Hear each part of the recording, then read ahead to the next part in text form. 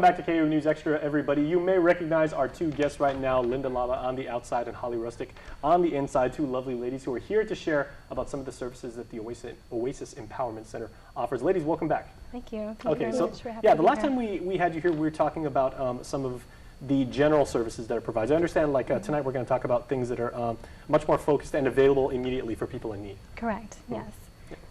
Currently right now, well, we have different programs at the Oasis Empowerment Center, but we do, it's rare that it happens, but we do have some beds available for our residential recovery center.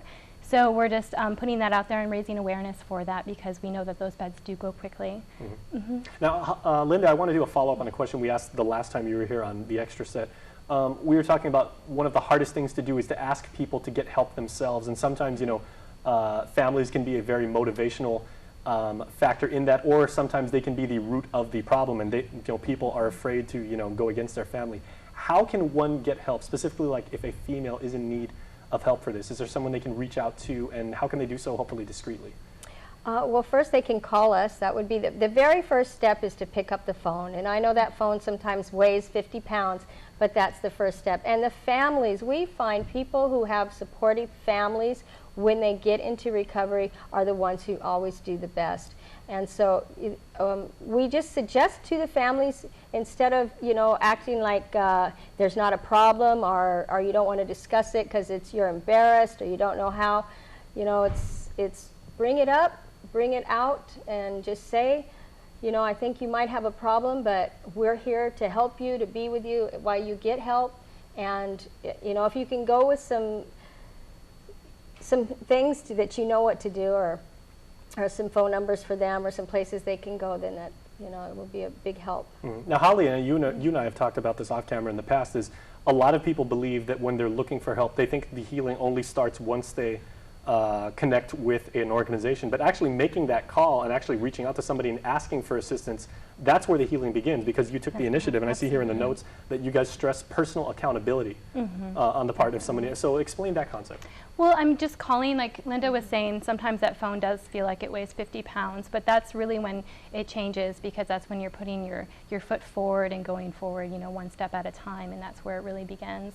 So, and that's a part of the accountability factor too, because once you call in, you're reaching out, and then we can kind of follow up with that. We can do assessments, you know, we can go forward with the whole process of really helping and really that healing process of sobriety.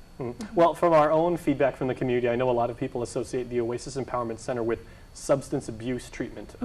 Is that the only type of addiction, per se, for lack of a better term, that people can get help with, or are there other types? Well, there's definitely other types.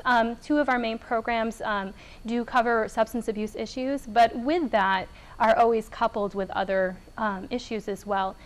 Sometimes I wouldn't say this is an addiction at all, but another challenge that comes in with substance abuse can be domestic violence or sexual assault or those other things. So we definitely cover those programs as well, and we do have one available bed for our domestic violence program as well right now. But with that too, we also have the microenterprise workforce training, all of these other things, because one of the problems that can exist is low wages or poverty, and trying to break out of that. So we do look at the whole individual holistically to really, you know, promote change, long-lasting change. Okay, well, Holly talked about beds being available. Linda, how many vacancies are available, like right now, for people in need? What is the total capacity, I guess, as a follow-up? Well, there's normally we can hold about 10. We can take in 10, and right now we have 6 beds available.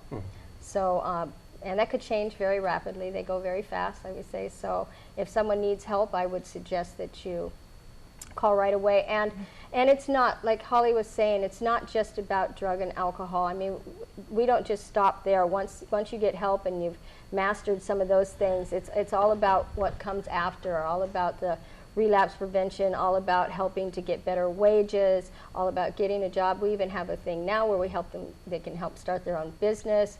It's physical, mental, spiritual. It's a whole holistic, you know, we're trying to help the whole person, and that's what it's all about. It's help and hope. We're here to help the person, and we're here to give the person hope. All right, well, and there is no cause more noble than that.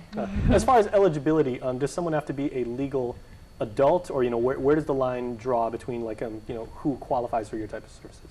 Correct. Well, it really depends on what program they're looking into, but primarily we do take people 18 and above that are homeless with a substance abuse issue for the residential treatment program. So it depends on what program they are going into, but that is some of the guidelines for that.